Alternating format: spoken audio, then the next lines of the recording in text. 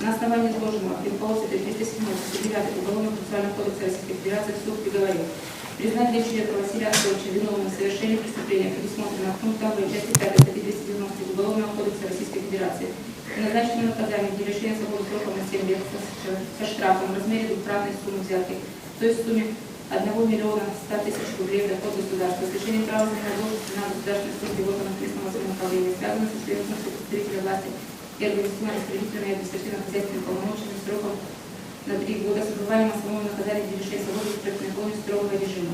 Меру пресечения Гончаренко до вступления приговора в законную силу оставить без изменения в виде содержания под стражей. Срок наказания исчисляется с 8 июля 2019 года. После отбытия наказания по содержанию в порядке 91 КК директор содержания Гончаренко под стражей 25 мая 2018 года по 7 июля 2019 года включительно. Приговор порядка? Нет. Срок порядка обжалования приговора порядка? Нет. Также судом разъясняющий в соответствии с частью 259 Уголовного процессуального кодекса Российской Федерации, 260 Уголовного процессуального кодекса Российской Федерации, ходатайство об ознакомлении с протоколом судебного заседания подается сторонами в письменном виде в течение 3 суток со дня окончания судебного заседания. В течение 3 суток со дня ознакомления с протоколом судебного заседания стороны могут подать на него замечания. Понятно? Подача замечаний для ознакомления с протоколом. Понятно. Судебное заседание закрыто.